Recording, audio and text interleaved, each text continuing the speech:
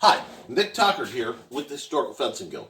Well, folks, today's a little different than what I usually throw your way. I'm banging around in my completely disorganized workshop area that only half of it's showing. I'm going to be doing something special. But first, on the off chance my wife Amanda is watching this, dear, I love you. Turn this off. If you spoil your own Christmas present, it's on you.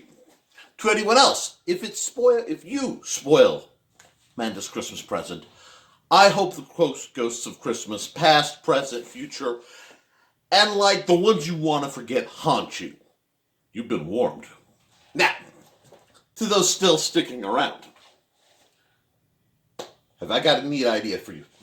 As you guys know, I make training swords, much like my beloved Bilbo, and this very nice design saber. This is still one of my favorite swords. Jim makes swords too, but Jim's not here for this because this is me making something for my wife. So before we get started with this lovely, I would call it a short gin. I'm sure my dear friend Sword Sage could tell you the provenance of such a weapon. It is, it was inexpensively purchased, modest means at her first, I believe, Penzak. This was the sword she carried, the live steel, for a long time. I'm pretty sure this is the sword she was carrying on our first group date thing. The proto date before we started dating? Yeah. It was for Halloween, She wasn't worried about me.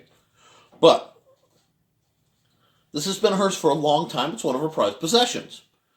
Now, I could highlight this lovely double-edged sword and say, I miss when you used to see these things. What I mean is the sword, kind of heavy metal blades, usually made in Afghanistan, solid brass fittings. The fit was never perfect, the finish was never perfect, but you could afford them, and gosh, they were kind of pretty. I haven't seen a lot of these anymore, just only the high-end stuff, and if you want high-end stuff, watch Skullgrim or something. An Albion costs more than my car. Anyway, so you have this sword. We have our good friend, the HGV cutting board. And look what my happy artistic self did. Ignore the bleed through of what I was going to do with this. This is a better idea.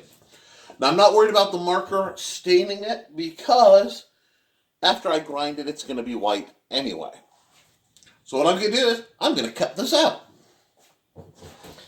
When I tell you guys making your own trainers is cheap and effective, I'm not kidding. Now, there are a couple exceptions I have to make. Because while I trace this, I have concerns about those little spurs.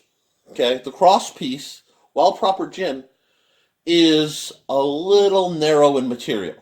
So what I'm probably going to do is box these out, because if she's fighting with something like gauntlets, it's going to be in the way. So I will probably box these out when I cut them out. Now you're saying, Nick, you're wasting material. I am not, because I have a project for this distinct shape. A very special project, which I might just feature in the next, film. Okay? So let's get this on. You might want to turn down the volume. I'm going to be running power tools. If not, y'all have been warned. Let me change the angle a bit. Yes, my place has a pit. Wow, that camera stand has got wobbly. Thank you, friends. I am doing this all on a shoestring budget. If you wish to help, please consider becoming a patron or buying any of my books on Amazon. Because this is a semi-weapon-based channel, I don't get any money from YouTube. It's all, I'm demonetized from the get-go. I know this, you know this. So let's just see if we can work around it so I can keep making content. Okay, sorry about the extreme close-up on my belly. We need to make some cuts here, but before we do, we need to secure it. So we're going to use quick clamps. I love these things. If you are the spouse or child of anyone who does any real measure of crafting, and you're like, I don't know what to get you for a holiday, one answer is quick clamps. And you might say, but Nick, my husband has quick clamps. Not enough. You literally, if I had a box of these, if I had a crate of quick clamps, there would be some situation where I was trying to train a curve into something, or working on large material, or really weird shape, where I would want a quick clamp more than I have. Now, I'll be using a little jigsaw. Now, Black & Decker is a... Whoa! Wow! I'm going to leave that there because I have had commentary that you guys seem to enjoy the odd faux pas. Anyway, this is a Black & Decker jigsaw. Normally, you would see me use something by Tool Shop. I got this at Goodwill for like $5, $10 a while ago. Why do I say that? Do not cut plastic regularly with good tools. Useful tools, tools that work, but don't spend a lot of money, and I'll tell you why. This plastic is going to atomize. It's going to be everywhere. And when it is, it gets into the workings. And you kill drills. You kill saws. The plastic gets in, little tiny pieces, which is why, while I'm talking to you, I'm going to go grab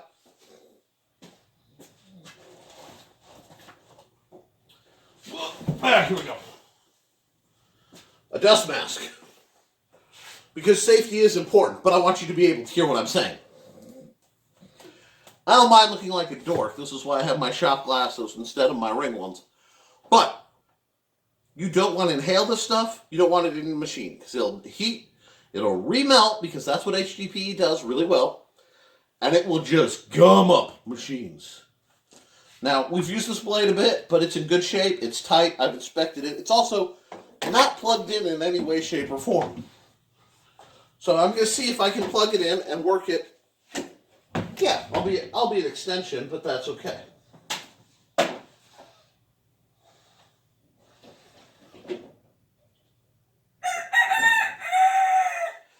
Made it that long without the rooster kicking in, folks. You might want to timestamp that. Now, why am I not wearing gloves? I don't like to wear gloves and use power tools because they can get caught and sucked in. I would hate to be wounded, but it's far worse if you're wearing a glove because it can pull in and exacerbate. You can get trapped. Use all safety precautions. I'm going to just do this. Okie dokie.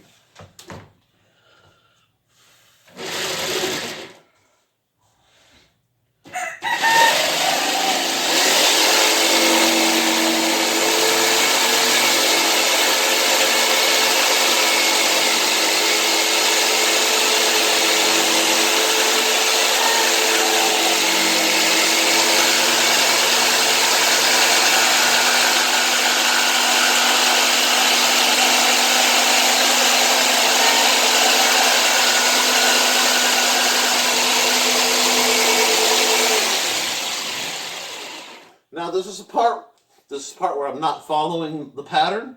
I've explained it.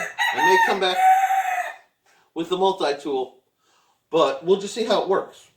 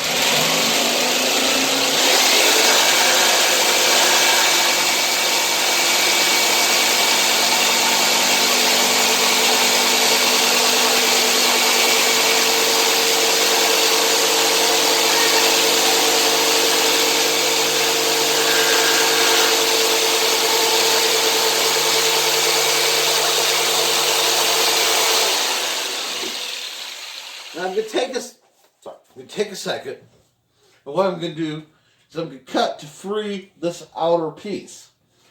And I'm doing that for a couple reasons. One, I don't want to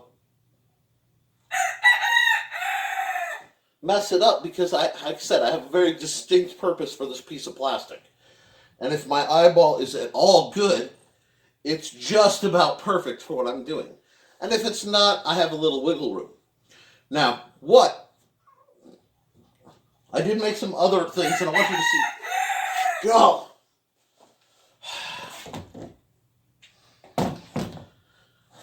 My chickens have had one chick all year. What is it? It's a rooster. They bully it, so I have to bring it in the house.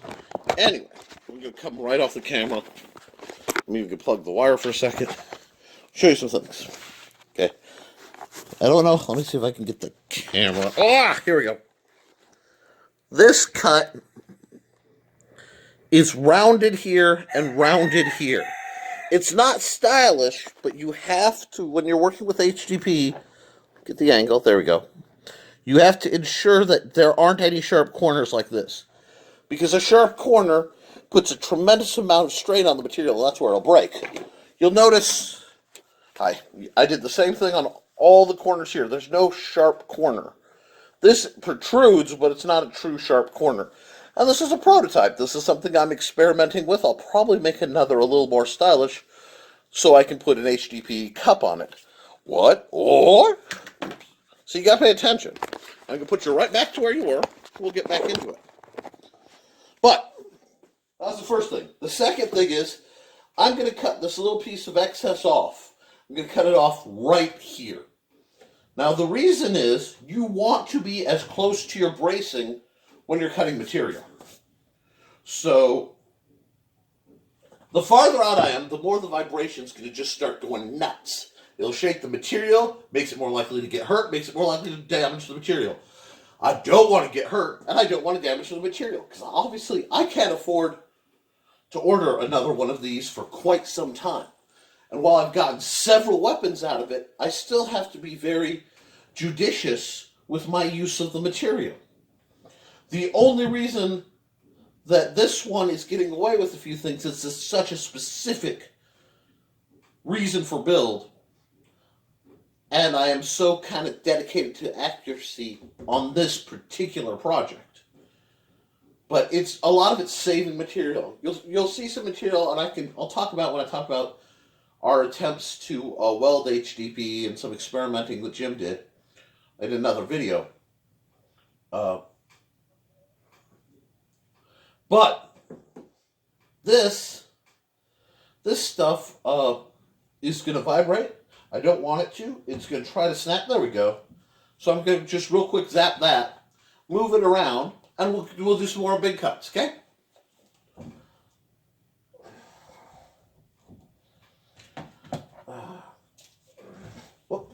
See what I mean? I should have destabilized that one piece, but that's okay too. Okay, now. There we are. Stop. I got sweat in my eye. I got sweat in my eye, and I do not want...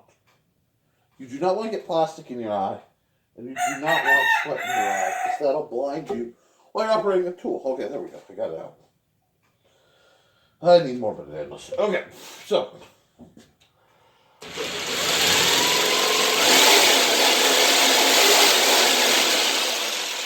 Man, that sounds like my old lawn motorcycle.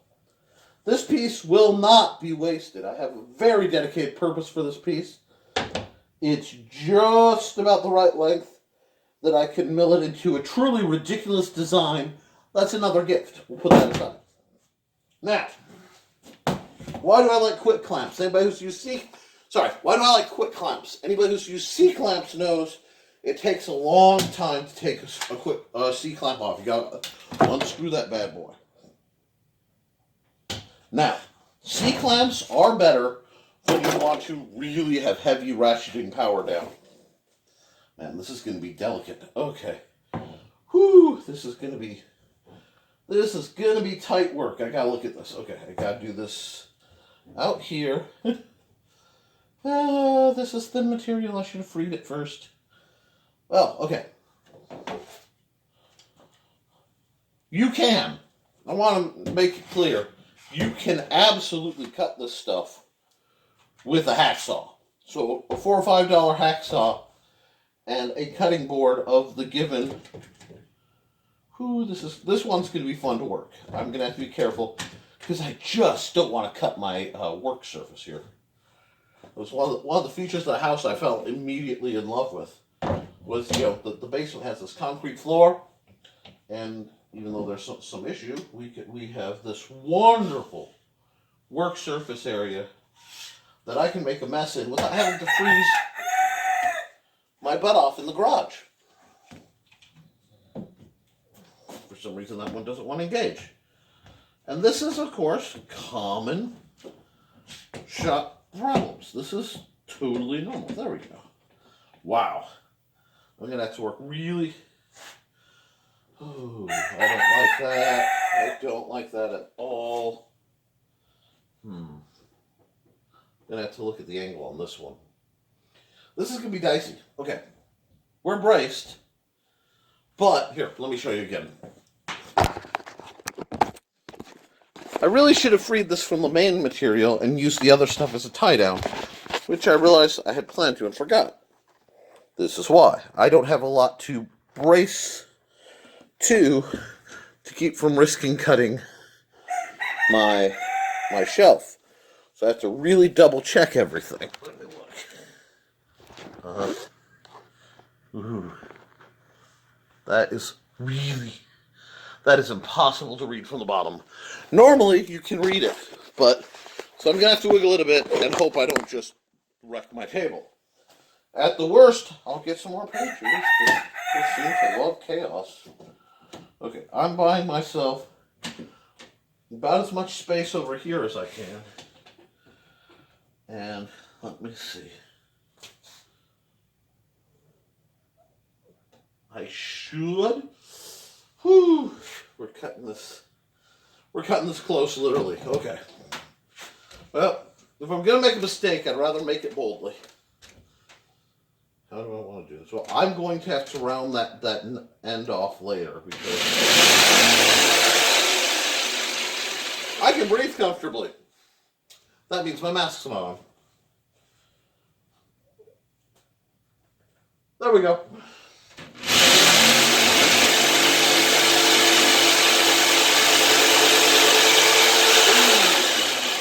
Okay, I gotta take this off and hold it by hand because there's no allowance for the guard.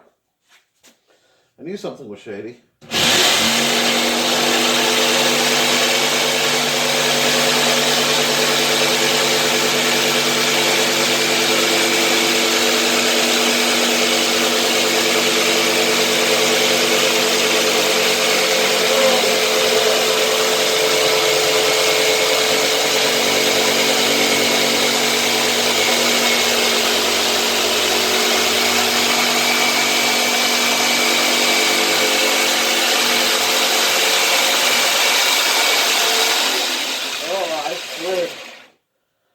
I put a hell of a distal taper into that bad boy. Okay, well, we're gonna have to work this side a little bit.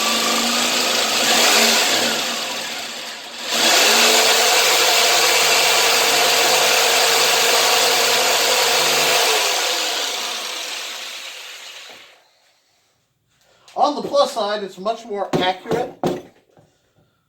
On the downside, I put a bit of a distal taper. What I mean, no, a taper, not distal taper, taper. Hold on. Boom. What am I saying? As you can see, I slipped just a little bit and got it into the line material. But I slipped just a little bit on the outside, so it still bounces out pretty well.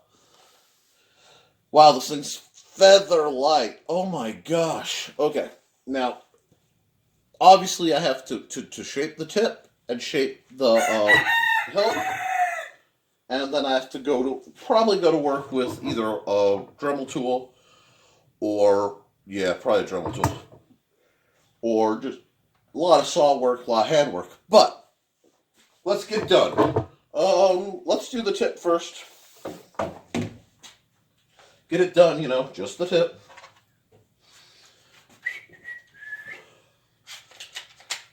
And anybody who laughed at that's a horrible person. That's okay. I made the joke. Okay, now. Boop.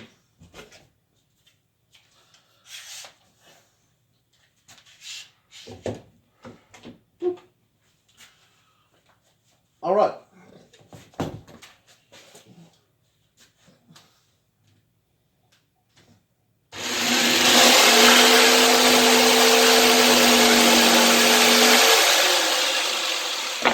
I know I have to reshape the tip. Don't yell at me.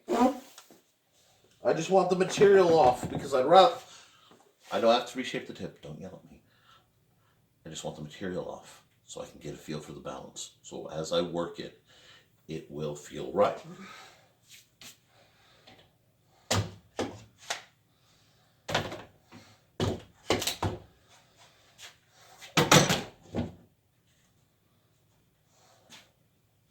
Now this is where we start getting a little tricky again, because I have to be able to do the back end of this shaped like this without flipping it over.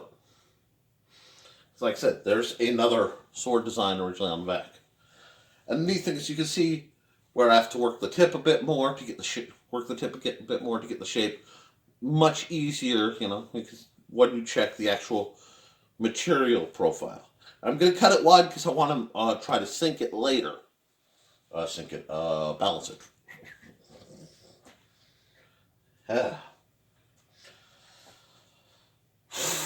Okay, now, let's see what we need to do next. Oh yeah, I said what we need to do. I just need to get it where it's comfortable to work on. Aren't these things cool? I know they don't teach shop class like they used to, so a lot of folks don't truly know or understand why I have... Aha! Thanks for mentioning it, Nikolai. Why I have such a love affair with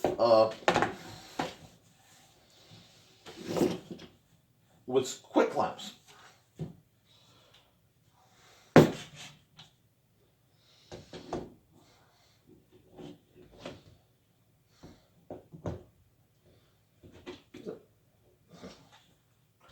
As soon as I say that, I'm going to goof it up, because that, my friends, is how YouTube works.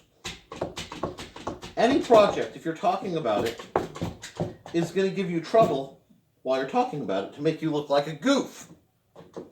I hope I'm intelligible. I'm trying to be loud through this mask.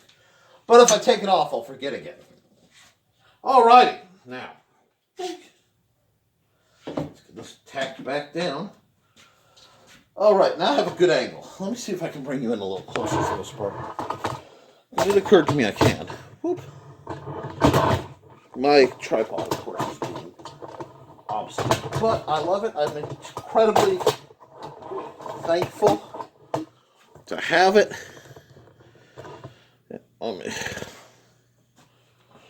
You can see. Let me zoom it.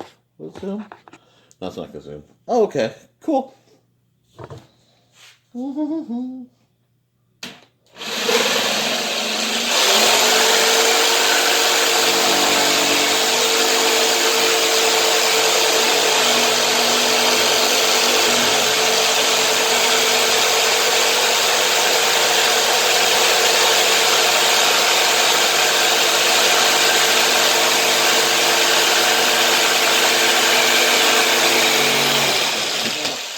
Popped it a little bit.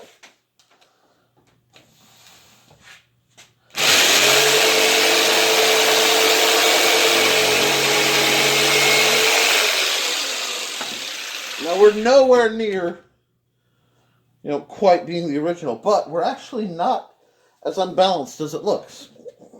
Well, let's get this out.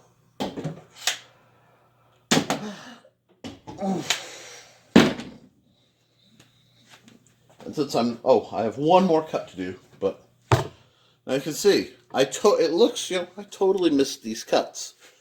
But I'm also going to shape it. And there comes a point where it's a lot easier and safer to shape things. Here, let me get where you can talk to me. Hi, there we are.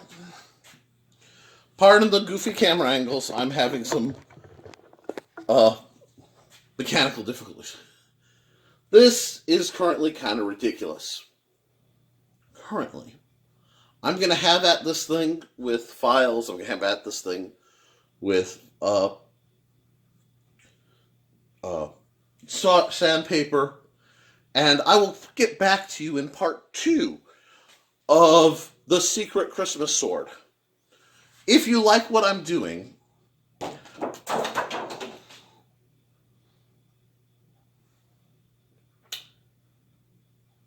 that was comedic gold. If you like what I'm doing, like, share, subscribe.